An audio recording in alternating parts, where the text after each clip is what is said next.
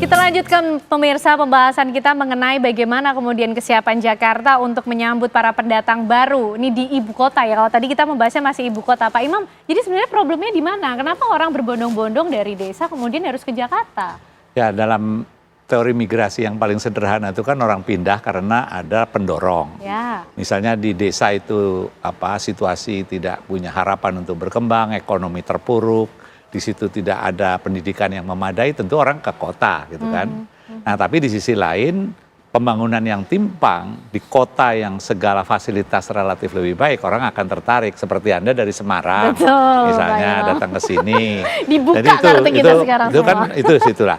Jadi untuk mengatasi hal ini, pertama ada 4 paling tidak ya, ini cepat aja. Pertama, pemerintah pusat itu juga harus punya kebijakan bagaimana mengembangkan kota-kota menengah dan kecil, ya kan? Jadi jangan hanya terfokus pada hanya yang kota besar. Semakin kita suntik kota-kota besar menjadi tempat untuk berkembang, maka semakin banyak orang daerah datang.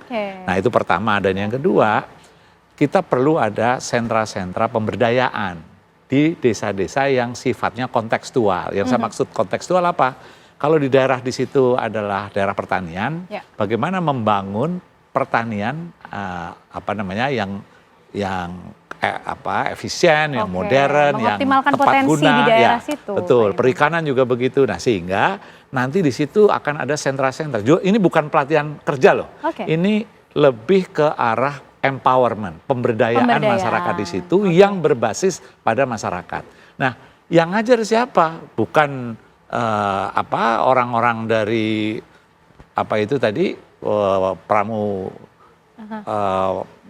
pensiunan dari Widya Suara, bukan. Yang ngajar itu adalah champion-champion. Jadi para perintis inovatif ya di bidang peternakan, pertanian, kerajinan, itu banyak anak-anak muda yang keren-keren. Itulah yang di data ya, dan kemudian mereka diminta untuk menjadi pendamping, bukan pelatihan yang pakai jampel-jampel itu loh, jam pelajaran cuma 4 bulan. Yang terakhir, kalau itu nanti setiap desa ya, pilih aja dulu ya untuk prioritas piloting tempat-tempat yang menjadi pengirim migran paling banyak. Ya, di situ dikasih alternatif sumber penghidupan ya dari masyarakat setempat. Orang buat apa pergi ke Jakarta yang harus, apalagi dari kalangan yang tidak punya skill memadai, pekerjaan juga belum tetap, dia harus tinggal di pinggir rel kereta, dia itu juga nggak suka sebetulnya melakukan itu. Cuma problemnya nggak ada alternatif.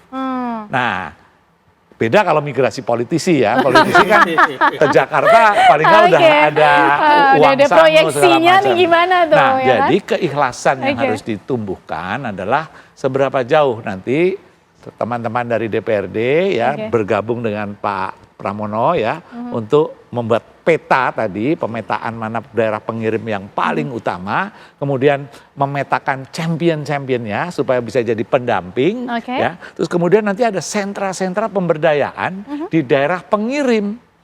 Nah, kita dari kampus, saya dari kampus misalnya juga akan turun ikut membantu mengeroyok supaya ini menjadi semacam sentra-sentra pemberdayaan di wilayah-wilayah sekitar Jakarta.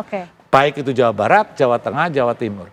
Pembangunan akan merata dan memajukan kesejahteraan umum sebagaimana diamanahkan oleh konstitusi akan jauh lebih bisa terrealisasi. Oke, baik, menarik ini Bang Joni. Kalau saya tidak salah ini juga sempat ada slogan Jakarta Kota Kolaborasi. Artinya kolaborasi itu dibutuhkan loh. Gimana nih Bang Joni? Dan memang sebenarnya harus seperti itu.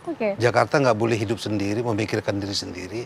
Dia harus bisa bekerja sama dengan wilayah lain. Karena kalau dia memikirkan diri sendiri, maka nanti sesuatu itu akan menjadi beban dia juga. Jadi apa yang kita katakan tadi, yang dikatakan Mas Imam tadi, sangat setuju juga ya. Ini harus kami dari DPRD juga harus bisa merespon ini dengan baik. Itu ketika kita pembahasan anggaran. Kita tunggu tanggal mainnya. Berapa lama waktu kira-kira Bang Joni? Karena ini sudah menjadi PR setiap tahun begitu Pak Imam. Nampaknya setiap lebaran nanti kan mulai problemnya ini. Pembahasan anggaran itu kan di bulan-bulan Agustus nanti. Saya kita namanya bisa Imam. Berkomunikasi Pak Imam. Kalau nanti Bang Joni itu bisa membuat anggaran yang sangat berkeadilan, saya jadi makmum.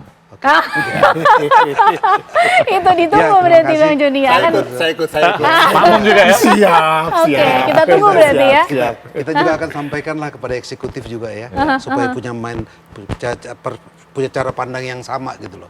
Bahwa Jakarta ini nggak bisa lagi diselesaikan dengan cara-cara biasa, cara-cara yang dulu-dulu, karena ternyata itu kan tidak berhasil. Betul. Kita harus berangkat. Dan melanggar HAM loh. Melanggar HAM lagi. Justisi. Operasi justisi. Iya betul.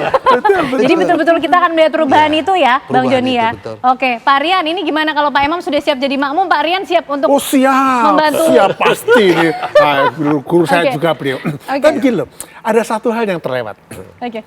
Ada sekarang kementerian menjadi game changers untuk menjadi pemerataan. Siapa itu? Kementerian Komdigi. Dengan pembangunan digital, di desa-desa, kota kecil itu mulai banyak entrepreneur. Ya. Saya punya tim digital, itu nggak kerja di Jakarta. Ya. Mereka ada yang di Yogyakarta, ada yang di Boyolali, bahkan ada satu media di Jakarta ini yang anak buahnya di Jawa semua. Jadi, mari kita optimalkan ini kan, kita punya slogan di Komdigi kan, semakin digital semakin maju kan, itu kita bangkitkan jadi reverse ini, di reverse lagi, karena yang namanya siapapun orang, kalau dia mempunyai pelatihan, tadi pelatihan plus, kalau bisa plus digital pelatihannya, jadi digital entrepreneur gitu kan ya. Pendampingan sebetulnya. Pendampingan. Yang lebih dibutuhkan. Yang Ya, ya. benar-benar. Oke. Ketika teman-teman di seluruh Indonesia punya kemampuan untuk digital entrepreneurship, mereka nggak perlu ke Jakarta, karena itu langsung dilewatkan jaringan internet. Masa kalah sama pinjol? Yes, betul. Nah, inilah kata betul. kuncinya. Jangan kalah cepat ya, Pak Imam ya. Tambah satu lagi ilmu Oke. kita hari ini. Jadi kita ada yang gunakan namanya pertumbuhan pembangunan digital ini. Dan kita melihat fakta yang sekarang. Kenapa tadi kenapa semakin berkurang ke Jakarta? Karena mikir, saya kerja di Boyolali bisa kok.